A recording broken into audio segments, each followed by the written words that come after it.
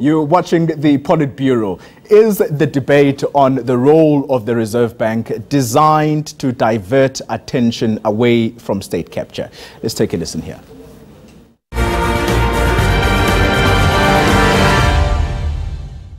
Honestly, there are people, especially Gupta-linked, brazen smash and grab, capture regime of wealth accumulation, who, when there are key events, would like to distract you from focusing on the shenanigans of the Guptas. And they found an opportunity with the Public Protector's report to divert attention from the shenanigans of the Guptas.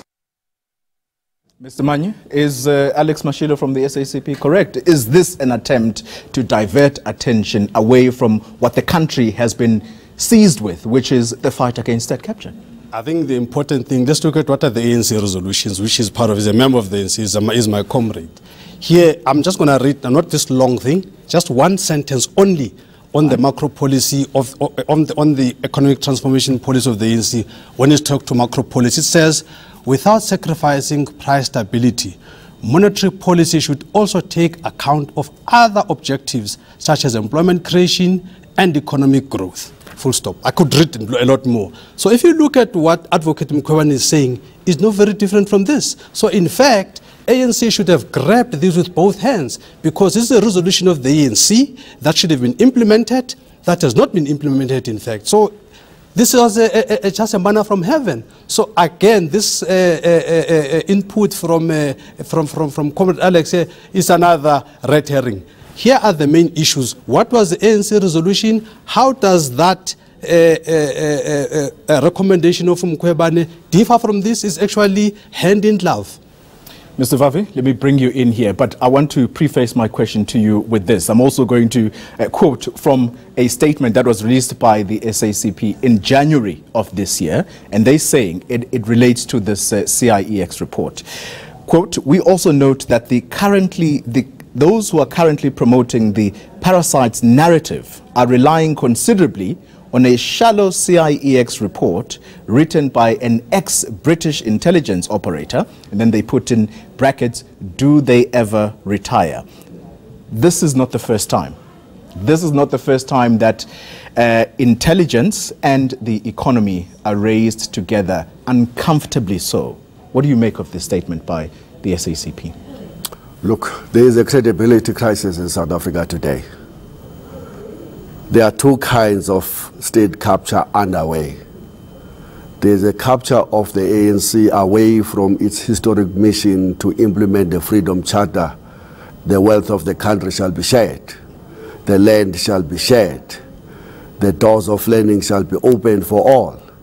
Into neoliberalism that then entrenches a narrow focus of the Reserve Bank on the price of the currency instead of all of these things that have not been done. That's the first kind of a state capture that have happened by white monopoly capital.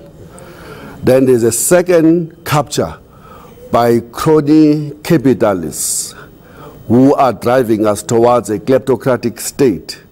And this is informed by the role of these families and the networks of crooks within the ANC, all hell-bent on putting their fingers on the coffers of the state for narrow accumulation agendas. From that point of view, the SACP is spot on. There's a credibility gap in that all of a sudden, very few South Africans, except those who are beneficiaries of the current chaos, trust most of the state institutions, including the public protector, the current public protector, unfortunately.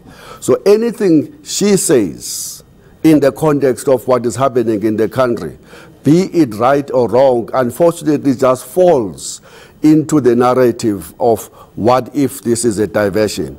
What if this is about taking the attention of South Africa away from the current crisis of looting and shenanigans? And what if there's no honesty here?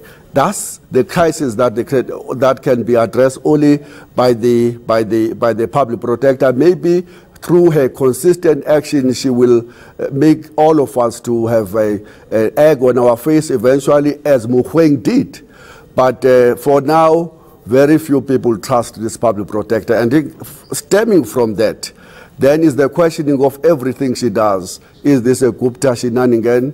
Is this yet another trick by the Zuma regime? Is this part and parcel of diverting attention away? Those questions are all legitimate in the context of the crisis. Mr. Manyi, what are the dangers of a public protector dabbling in politics? And Mr. Vave's view here, this public protector has somewhat of a credibility crisis. No, there's no credibility crisis at all.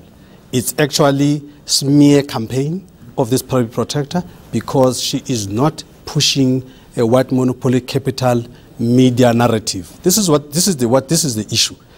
If you look at the report, you will not find anything political. I've read that report 2 times. That report, it's very clear. Before they make the recommendations, in fact, if you were to look at her report and look at what Thuli used to write, what Thuli would do, even if you've made a submission, when you look at her summary, you don't even think that you've made a submission. She just carries on as if we didn't do anything. This public protector, she actually reflects what you've done in terms of your own input to argue with her, and then comes to the conclusion, and with the heading to the extent that it says something to the effect about a legal perspective or whatever. There's a law, whatever, and then you see clinically, when she then, before she makes a finding, that you have violated this law, what you've said is not substantiated. She quotes heavily on the Constitution, on the respective laws. And that's why I'm quite happy. All those that talk about reviews, they can go to these reviews. By the way, when you say review, it doesn't mean that it's going to be overturned. It may very well be an unsuccessful review. And if I look at how she has motivated all her points, she is walking on water. All right, Mr. Vave, we'll bring you in, but we've got to take a break. You're watching the Politbureau. We'll be back right after this.